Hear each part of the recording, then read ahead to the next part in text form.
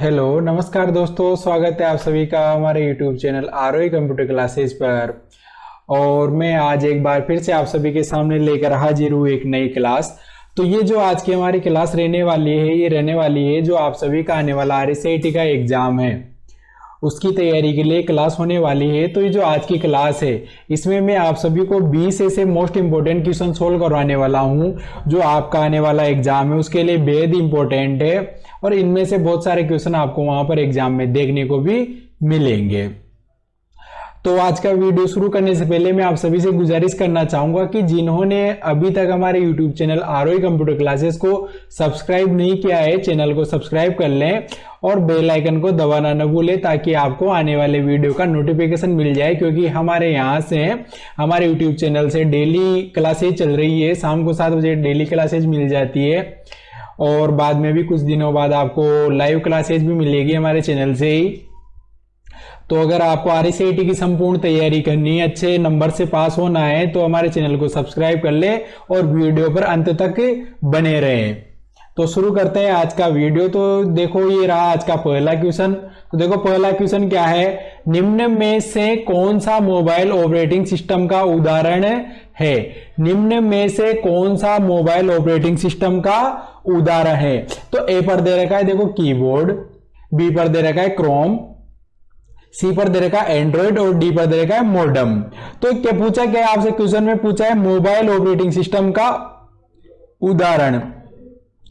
तो देखो mobile operating system कौन सा है, मोबाइल ऑपरेटिंग सिस्टम है इनमें से एंड्रॉइड। कौन सा है, एंड्रॉइड आपका मोबाइल ऑपरेटिंग सिस्टम है और ये एक ओपन सोर्स है, सभी के लिए फ्री है। तो मोबाइल ऑपरेटिंग सिस्टम कौन सा है इनमें से, एंड्रॉइड। जबकि कीबोर्ड क्या इनपुट डिवाइस है, क्रोम आपका एक सॉफ्टवेयर है, वेब ब्राउजर है मतलब, और मॉडेम आपका एक डिवाइस है जिसके द्वारा इंटरनेट चलाते हैं। तो ऑपरेटिंग सिस्टम कौन सा, एंड्रॉइड, जो आप सभी के फोन में भी होता है, फोन का होता है अलग अलग होता है, अलग अलग iOS एप्पल वगैरह। तो एंड्रॉइड भी आपके फोन का मोबाइल ऑपरेटिंग सिस्टम है।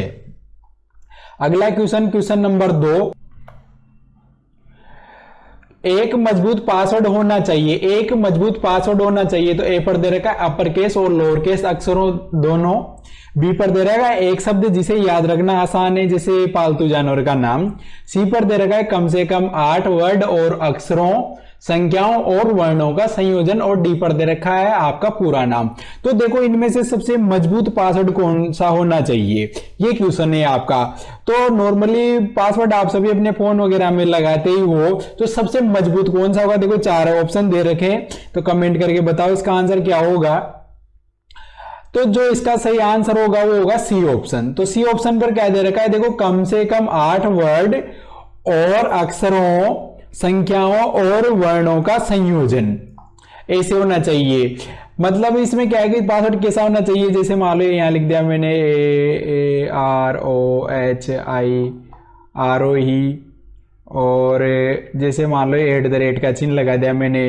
इसके अलावा कुछ भी नंबर्स भी होने चाहिए इसमें, जैसे यहां से नंबर में जैसे मान लो मैंने यहाँ लिख दिया 3 4 6 8 9। तो ऐसे होने चाहिए, मतलब नंबर्स भी होने चाहिए, चिन्ह भी होने चाहिए और ऐसे वर्ड्स भी होने चाहिए। कम से कम 8 वर्ड होने चाहिए पूरे मिलाकर, ये 8 कैरेक्टर। तो क्वेश्चन नंबर 2 का आंसर हो जाएगा सी ऑप्शन, कम से कम 8 वर्ड और अक्षरों, संख्याओं और वर्णों का संयोजन। इसके बाद अगला क्वेश्चन देखो क्या है। अगला क्वेश्चन ने देखो सबसे छोटी मेमोरी क्षमता का चयन कीजिए। सबसे छोटी मेमोरी क्षमता यानी जो मेमोरी के 4 ऑप्शन दे रखे इनमें से, तो इनमें से सबसे छोटी कौन सी होती है। तो ए पर दे रखा है टेराबाइट। तो टेराबाइट को शॉर्ट में क्या बोलते हैं, टेराबाइट को शॉर्ट में बोलते बने TB। और जो गीगाबाइट, बी ऑप्शन पर दे रखा है गीगाबाइट, गीगाबाइट को बोलते बने GB। सी पर दे रखा है किलोबाइट, किलोबाइट को बोलते बने KB और मेगाबाइट को बोलते हैं MB। तो देखो 4 ऑप्शन है TB, GB, KB और MB। तो देखो इनमें से पूछा है सबसे छोटी मेमोरी क्षमता। तो जो ये 4 ऑप्शन है इनमें से सबसे छोटी जो है इन 4 में से वो क्या है, KB, किलोबाइट, ये सबसे छोटी है। तो इसका जो क्वेश्चन नंबर 3 है इसका आंसर क्या हो जाएगा, सी ऑप्शन, किलोबाइट। और अगर इनमें से बड़ी पूछता इन 4 में से तब भी अब अपन क्या लगाते, फिर अपन TB लगाते। टेराबाइट। इन चार में से सबसे बड़ी तो है टीबी और सबसे छोटी है केबी, किलोबाइट, जो सी ऑप्शन पर दे रखे किलोबाइट। तो क्वेश्चन नंबर 3 का आंसर हो जाएगा सी, किलोबाइट। अगला क्वेश्चन नंबर 4। तो देखो क्वेश्चन नंबर 4 क्या है, निम्नलिखित में से कौन सा एक ऑपरेटिंग सिस्टम नहीं है। निम्नलिखित में से कौन सा एक ऑपरेटिंग सिस्टम नहीं है। तो ए पर दे रखा है यूनिक्स, बी पर दे रखा है डोस, सी पर दे रखा है लिनक्स और डी पर दे रखा है एचपी। तो ऑपरेटिंग सिस्टम नहीं है ये पूछा है। तो देखो डोस भी ऑपरेटिंग सिस्टम, सॉरी फर्स्ट पर ए पर दे रखा है यूनिक्स, तो यूनिक्स भी ऑपरेटिंग सिस्टम है। बी पर दे रखा है डोस, तो डोस भी ऑपरेटिंग सिस्टम में ही आता है आपका।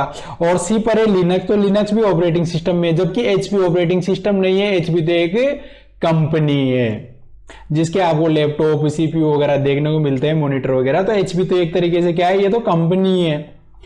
तो ऑपरेटिंग सिस्टम नहीं है पूछा है, तो कौन सा नहीं है, एचपी। तो जो क्वेश्चन नंबर 4 है इसका आंसर हो जाएगा डी ऑप्शन, एचपी, ये इसका सही आंसर हो जाएगा। अगला क्वेश्चन देखो, अगला क्वेश्चन क्या है, क्वेश्चन नंबर 5। कंप्यूटर से मुद्रित आउटपुट को अक्सर कहा जाता है। ए पर दे रखा है कॉपी, बी पर दे रखा है सॉफ्ट कॉपी, सी पर दे रखा है हार्ड कॉपी, डी पर दे रखा है पेपर। कंप्यूटर से मुद्रित आउटपुट यानी कंप्यूटर से अगर आप कोई भी दस्तावेज को प्रिंट करते हो तो उसे क्या कहा जाता है पूछा है। तो ए पर दे रखा है कॉपी, बी पर दे रखा है सॉफ्ट कॉपी, सी पर दे रखा है हार्ड कॉपी, डी पर दे रखा है पेपर। तो क्या बोला जाता है उसे बोला जाता है हार्ड कॉपी। क्या बोला जाता है, हार्ड कॉपी बोला जाता है उसे। जो भी आप प्रिंटर से प्रिंटर निकालते उसे क्या बोलते हैं, हार्ड कॉपी बोला जाता है। तो क्वेश्चन नंबर 5 का आंसर हो जाएगा सी ऑप्शन, हार्ड कॉपी, इसका सही आंसर हो जाएगा क्वेश्चन नंबर 5 का आंसर। अगला क्वेश्चन, आईएसपी का विस्तृत रूप है। आईएसपी की फुल फॉर्म पूछिए आपसे, किसकी फुल फॉर्म पूछिए, आईएसपी की फुल फॉर्म पूछिए। तो ए पर दे रखा internet service, internet speed provider, B पर दे रखा इंटरनेट सर्विस प्रोटोकॉल, सी पर दे रखा इंटरनेट सर्विस प्रोवाइडर, डी पर दे रखा इनमें से कोई नहीं। तो जो आईएसपी की फुल फॉर्म होगी वो क्या होगी, आईएसपी की फुल फॉर्म वो होगी इंटरनेट सर्विस प्रोवाइडर। क्या होगी, इंटरनेट सर्विस प्रोवाइडर। तो क्वेश्चन नंबर 6 का आंसर हो जाएगा C option, internet service provider. क्या हो जाएगा, इंटरनेट सर्विस प्रोवाइडर, इसका सही आंसर हो जाएगा। इंटरनेट सर्विस प्रोवाइडर बोलते हैं आईएसपी को, जो आपको इंटरनेट सेवा प्रदान करते हैं उसे आईएसपी बोलते हैं। तो क्वेश्चन नंबर 6 का आंसर हो जाएगा सी ऑप्शन। अगला क्वेश्चन, क्वेश्चन नंबर 7 देखो क्या है, अपने हार्ड ड्राइव डेटा की सुरक्षा के लिए सबसे अच्छा तरीका चुनिए।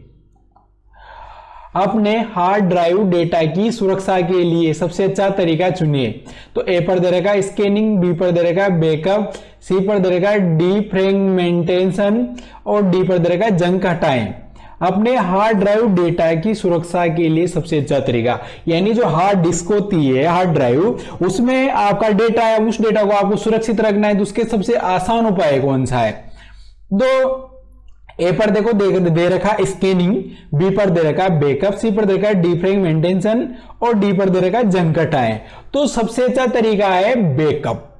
क्या, कौन सा तरीका है, बैकअप सबसे अच्छा तरीका है अपने हार्ड ड्राइव डाटा को सुरक्षित रखने का। यानी जो आपका हार्ड ड्राइव में डाटा है उसका आप दूसरी ड्राइव में या फिर क्लाउड स्टोरेज में, इनमें आप उस डाटा का बैकअप लेकर रख सकते हो। यानी बैकअप भी होना चाहिए, जैसे हार्ड ड्राइव वगैरह खराब हो जाती है तो फिर डाटा निकालना बहुत मुश्किल पड़ जाता है, इसके लिए आपका डाटा का बैकअप भी होना चाहिए। तो सबसे अच्छा तरीका कौन सा है, बैकअप का।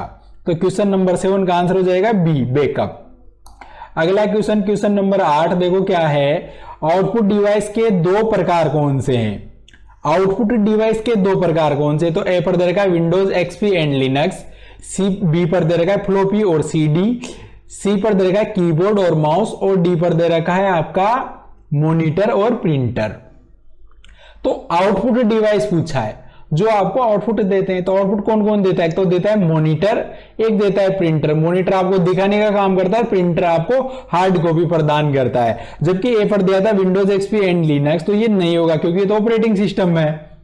इसके बाद बी पर है आपका, बी पर है देखो फ्लॉपी और सीडी, तो स्टोरेज के काम आती है, ये भी नहीं होगा। और ये इनपुट कीबोर्ड दे रखा है, तो कीबोर्ड कौन सा है, तो कीबोर्ड और माउस दे रखा है इसने जो, तो कीबोर्ड और जो माउस है ये आते हैं आपके किसमें, इनपुट डिवाइस में। किस में आते हैं, इनपुट में। जबकि आउटपुट में क्या आता है, मॉनिटर और प्रिंटर, ये आउटपुट डिवाइस है ये वाले ये। तो क्वेश्चन नंबर 8 का आंसर हो जाएगा डी, मॉनिटर एंड प्रिंटर, इसका सही आंसर हो जाएगा। मॉनिटर और प्रिंटर इसका सही आंसर हो जाएगा। अगला क्वेश्चन, क्वेश्चन नंबर 9 देखो क्या है, ऑफिस 2007 में एमएस वर्ड दस्तावेज का फाइल एक्सटेंशन। ऑफिस 2007 में एमएस वर्ड दस्तावेज का फाइल एक्सटेंशन है। तो ए पर दे रखा है .doc, बी पर दे रखा है .docx और सी पर दे रखा है .txt और डी पर दे रखा है .pdf। तो ऑफिस 2007 में जो फाइल एक्सटेंशन होती है किसकी, एमएस वर्ड की, वो क्या होती है, वो होती है .docx। कौन सी होती है, .docx, इसकी फाइल एक्सटेंशन होती है। तो क्वेश्चन नंबर 9 का आंसर हो जाएगा डी, .docx, इसका सही आंसर हो जाएगा बी ऑप्शन सही हो जाएगा आपका इसका। तो क्वेश्चन नंबर 9 का आंसर बी, .docx। अगला क्वेश्चन, क्वेश्चन नंबर 10। तो क्वेश्चन नंबर 10 देखो क्या है, स्क्रीन का रेजोल्यूशन किसमें दर्शाया जाता है। तो स्क्रीन का रेजोल्यूशन यानी मॉनिटर की जो साइज होती है, एलसीडी एलईडी जो भी है, तो ए पर दे रखा है डॉट्स, बी पर दे रखा है कलर, सी पर दे रखा है पिक्सल्स प्रति इंच और डी पर दे रखा है डॉट प्रति इंच। तो जो स्क्रीन का रेजोल्यूशन मापा जाता है, दर्शाया जाता है, किसमें दर्शाया जाता है, पिक्सल्स प्रति इंच, इसे शॉर्ट में पीपीआई भी बोलते हैं। पिक्सल्स प्रति इंच में दर्शाया जाता है। तो क्वेश्चन नंबर 10 का आंसर हो जाएगा सी, पिक्सल्स प्रति इंच में। जबकि डॉट्स में भी नहीं दर्शाया जाता, कलर्स में भी नहीं जाए, और डॉट प्रति इंच ये आपका प्रिंटर का है, ये तो प्रिंटर का है। जबकि स्क्रीन का क्या है, पिक्सल्स प्रति इंच, पिक्सल्स प्रति इंच इसका सही आंसर हो जाएगा, पिक्सल में मापा जाता है उसको। क्वेश्चन नंबर 10 का आंसर सी ऑप्शन, पिक्सल्स प्रति इंच। अगला क्वेश्चन, क्वेश्चन नंबर 11। और 11 से पहले मैं आप सभी से आग्रह करना चाहूंगा कि जिन्होंने अभी तक भी चैनल को सब्सक्राइब नहीं किया है, देखो सब्सक्राइब कर ले चैनल को, क्योंकि हमारे चैनल पर आपको रेगुलर क्लासेस मिल रही है। तो क्वेश्चन नंबर 11 क्या है, देखो टाइम्स न्यू रोमन 1 है, टाइम्स न्यू रोमन 1 है। तो टाइम्स न्यू रोमन क्या है, तो ए पर दे रखा है फॉन्ट, बी पर दे रखा है पेज लेआउट, सी पर दे रखा है प्रिंटिंग और डी पर दे रखा है उपरोक्त में से कोई नहीं। तो देखो times new Roman, times new Roman क्या है, टाइम्स न्यू रोमन है एक फॉन्ट, क्या है, फॉन्ट है टाइम्स न्यू रोमन। तो क्वेश्चन नंबर 11 का आंसर हो जाएगा A option, font. Times new Roman क्या है, फॉन्ट्स। और टाइम्स न्यू रोमन के अलावा भी एक तो कैलिबरी है आपका और एक एरियल है, इन तीन में से आने के चांसेस होते हैं क्वेश्चन के। एक तो टाइम्स न्यू रोमन का, कैलिबरी का और एरियल का, ये तीनों क्या है, फॉन्ट है। अगला क्वेश्चन, क्वेश्चन नंबर 12 देखो क्या दे रखा है। क्वेश्चन नंबर 12, एमएस एक्सेल 2010 में सबसे ऊपर वाले सेल, एमएस एक्सेल 2010 में सबसे ऊपर वाले सेल का पता होता है। तो ए पर दे रखा A1, बी पर दे रखा www.vmou.ac.in, सी पर दे रखा AZ, डी पर दे रखा 1A। तो देखो सेल का एड्रेस पूछा है सबसे ऊपर वाले का, यानी जो फर्स्ट सेल होती है, ये जो जैसे मान लो ये सेल, ऐसे डिब्बे को सेल बोलते हैं, तो सेल का क्या एड्रेस होता है। तो देखो इसका एड्रेस क्या होगा, ए तो कॉलम होता है ऊपर और फर्स्ट नंबर की रो होती है, तो इस सेल को क्या बोला जाता है, इसे बोलते हैं A1। क्या बोलते हैं, A1। तो इसका जो सही आंसर होगा वो होगा आपका A1। तो ए ऑप्शन इसका सही आंसर हो जाएगा। देखो सबसे ऊपर वाला सेल A1 ये। अगला क्वेश्चन देखो, अगला क्वेश्चन क्या है, विंडोज 10 में इंटरनेट एक्सप्लोरर को वेब ब्राउजर द्वारा बदल दिया गया है। यानी जो विंडो 10 है उसमें इंटरनेट एक्सप्लोरर जो था आपका विंडोज 7 में, 8 में या एक्सपी वगैरह में, तो उसे क्या बोला जाता था, उसे बोला जाता इंटरनेट एक्सप्लोरर। लेकिन विंडो 10 में उसका नाम चेंज, उस वेब ब्राउजर का नाम चेंज कर दिया है। तो क्या नाम चेंज किया है वही पूछ रहा है आपसे। तो ए पर दे रखा है विंडोज स्टोर, बी पर दे रखा है माइक्रोसॉफ्ट एज और सी पर दे रखा है गूगल क्रोम और डी पर दे रखा है माइक्रोसॉफ्ट क्रोम। तो क्या है, देखो इंटरनेट एक्सप्लोरर का नया नाम, उसका नया नाम है माइक्रोसॉफ्ट एज। क्या है, माइक्रोसॉफ्ट एज, उसका नाम चेंज कर दिया गया है। देखो, तो ये जो इंटरनेट एक्सप्लोरर होता है इसका नाम चेंज करके क्या कर दिया, अब माइक्रोसॉफ्ट एज कर दिया है इन्होंने। ये अगला क्वेश्चन, तो क्वेश्चन नंबर 13 का आंसर हो जाएगा बी ऑप्शन। अगला क्वेश्चन देखो क्या है, गूगल प्ले स्टोर क्या है? गूगल प्ले स्टोर क्या है? देखो, गूगल प्ले स्टोर क्या है? क्या है गूगल प्ले स्टोर? सभी जानते हो, सभी यूज में लेते हैं जनरल, क्योंकि सभी के पास मोबाइल होता ही है आजकल। तो गूगल प्ले स्टोर क्या है? तो देखो 4 ऑप्शन दे रखे, फटाफट कमेंट करके आंसर दे दो। तो ए पर दे रखा एंड्रॉइड उपकरणों के लिए गूगल द्वारा विकसित एक अंतरराष्ट्रीय ऑनलाइन सॉफ्टवेयर स्टोर है। बी पर दे रखा यह एंड्रॉइड डिवाइस के लिए हार्डवेयर डिवाइस बेचने के लिए एक ऑनलाइन स्टोर है। सी पर दे रखा यह एक चैट प्रोग्राम है जहां लोग एक दूसरे से चैट करते हैं। डी पर दे रखा यह फिजिकल स्टोर है जहां से आप कोई भी चीज खरीद सकते हैं। तो देखो क्वेश्चन नंबर 14 में तो मैं उल्टा चलता हूं। देखो डी ऑप्शन क्या दे रखा है, यह फिजिकल स्टोर है जहां से आप कोई भी चीज खरीद सकते हो, नहीं खरीद सकते, गलत है, फिजिकल स्टोर है ही नहीं गूगल प्ले स्टोर। अगला क्वेश्चन, यह चैट प्रोग्राम है जहां एक दूसरे से चैट करते हैं, तो ये भी गलत है, नहीं करते। बी पर दे रखा है ये एंड्रॉइड डिवाइस का हार्डवेयर डिवाइस बेचने के लिए ऑनलाइन स्टोर, ये भी गलत है क्योंकि वहां से कोई भी हार्डवेयर नहीं भेजा जाता। तो ए ऑप्शन पर देखो क्या दे रखा है, ए ऑप्शन पर दे रखा है यह एंड्रॉइड उपकरणों के लिए गूगल द्वारा विकसित एक अंतरराष्ट्रीय ऑनलाइन सॉफ्टवेयर स्टोर है। ऑनलाइन सॉफ्टवेयर स्टोर है, क्या है ये? Google play store online software store है। यहां से आप एप्स वगैरह इंस्टॉल कर सकते हो, सॉफ्टवेयर इंस्टॉल कर सकते हो, किसके माध्यम से? गूगल प्ले स्टोर के माध्यम से। तो क्वेश्चन नंबर 14 का आंसर हो जाएगा ए ऑप्शन। इसके बाद क्वेश्चन नंबर 15, एक वेबसाइट का समूह है, एक वेबसाइट का समूह है, यानी वेबसाइट किसका समूह है? तो ए पर दे रखा है एल्गोरिदम, बी पर दे रखा है चार्ट, सी पर दे रखा है प्रोग्राम, डी पर दे रखा है वेब पेज। तो जो वेबसाइट होती है वो किसका समूह? वेब पेजों का। एक वेबसाइट वेब पेजों का समूह है। किसका समूह है? वेब पेज का। अलग अलग वेब पेज से मिलकर वेबसाइट बनती है, यानी वेब पेजों का समूह क्या कहलाता है? आपका वेबसाइट कहलाता है। तो क्वेश्चन नंबर 15 का आंसर हो जाएगा डी, वेब पेज। अगला क्वेश्चन, क्वेश्चन नंबर 16, देखो बेहद इजी क्वेश्चन है, कमेंट करके आप आंसर दे सकते हो। ओटीपी का उपयोग सुरक्षित ऑनलाइन लेन देन के लिए अतिरिक्त सुरक्षा सुविधाओं में से एक के रूप में किया जाता है। ओटीपी का पूर्ण रूप क्या है? ओटीपी की फुल फॉर्म पूछिए आपसे, किसकी? ओटीपी, ओटीपी की फुल फॉर्म पूछिए आप सभी से, किसकी फुल फॉर्म पूछिए आपसे? ओटीपी की। क्वेश्चन नंबर 16 में किसकी फुल फॉर्म पूछिए आपसे? OTP, OTP. तो 4 ऑप्शन दे रखे हैं, कमेंट करके आंसर दे दो। ए पर दे रखा है देखो ओनली टाइम पीरियड, बी पर दे रखा है वन टाइम पीरियड, सी पर दे रखा है वन टाइम पासवर्ड और डी पर दे रखा है ओनली टाइम पासवर्ड। तो ओटीपी को क्या बोलते हैं? ओटीपी को बोलते हैं वन टाइम पासवर्ड। क्या बोलते हैं? One time password. क्या बोला जाता है? वन टाइम पासवर्ड बोलते हैं इसे। तो क्वेश्चन नंबर 16 का आंसर हो जाएगा C option, one time password. देखो ओटीपी आते हैं, आप कुछ भी लेन देन करते हो, कुछ भी काम करते हो, तो हर चीज के लिए आजकल ओटीपी जरूरी है। बिना ओटीपी डाले आजकल भी मान लो बहुत कम काम होते हैं जो हो जाएंगे, बिना ओटीपी के कोई भी काम नहीं होता है ऑनलाइन का। तो वन टाइम पासवर्ड बोलते हैं ओटीपी को।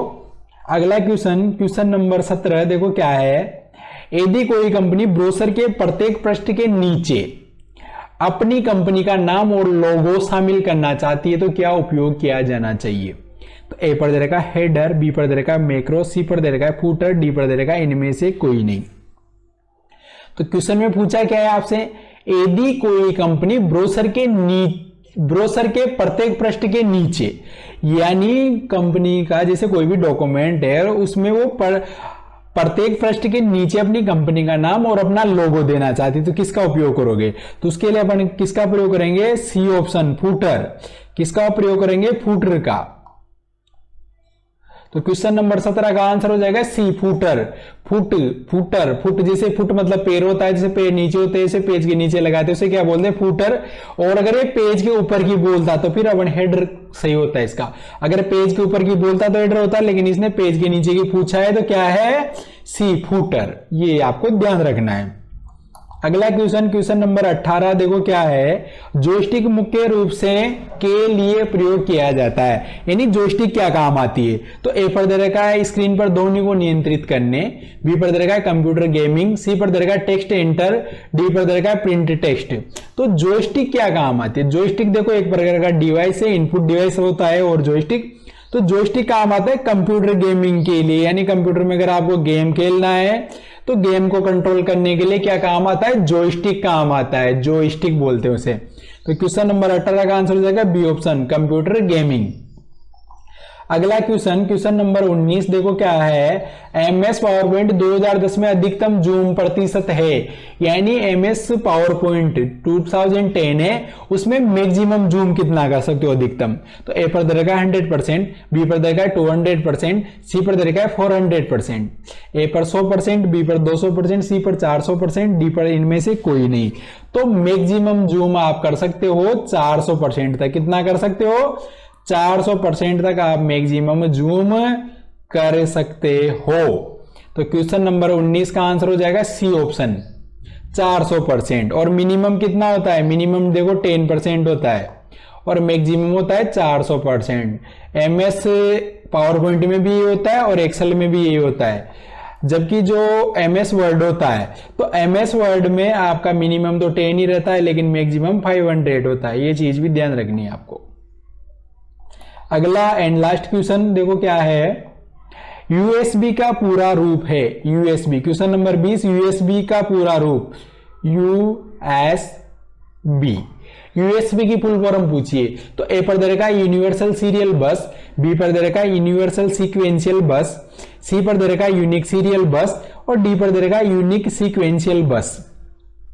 तो यूएसबी को बोलते हैं, क्या बोलते हैं, यूएसबी को यूनिवर्सल सीरियल बस क्या बोलते हैं, यूनिवर्सल सीरियल बस बोला जाता है यूपीएस को, यूएसबी को, सॉरी यूएसबी को क्या बोलते हैं, यूनिवर्सल सीरियल बस। यूएसबी डिवाइस जो होते हैं, यूएसबी से आप जैसे पेन ड्राइव वगैरह कनेक्ट करते हो यूएसबी के द्वारा, तो यूएसबी को क्या बोलते हैं, यूनिवर्सल सीरियल बस बोला जाता है। तो ये देखो मैंने आज आप सभी को 20 क्वेश्चन सोल्व करवाया है। 20 क्वेश्चन ऐसे बेहद इंपॉर्टेंट क्वेश्चन है जो आपको आने वाले एग्जाम के लिए बहुत ही उपयोगी कारगर होंगे आप सभी के लिए। तो वाले जो भी स्टूडेंट है वो हमारी यूट्यूब चैनल पर जुड़े रहे हैं, क्योंकि डेली क्लासेज मिल रही है आपको यहाँ पर, और कुछ दिन बाद आपको हमारे यहाँ से लाइव क्लासेज भी मिल जाएगी। वो शुरू करने से पहले बता दिया जाएगा आपको। और साथ ही मैं आप सभी से ये भी आग्रह करना चाहता हूं कि इस वीडियो को लाइक करें और शेयर भी करें अपने फ्रेंड्स वगैरह के साथ, जिनका एग्जाम है या जो भी कंपटीशन की तैयारी करें उनके साथ शेयर करें। और हमें कमेंट करके जरूर बताएं कि आपको वीडियो कैसा लगा और कैसी स्टडी होती है हमारे चैनल पर, कमेंट करके जरूर बताएं और सभी को सजेस्ट भी करें हमारे चैनल के लिए। Thank you friends.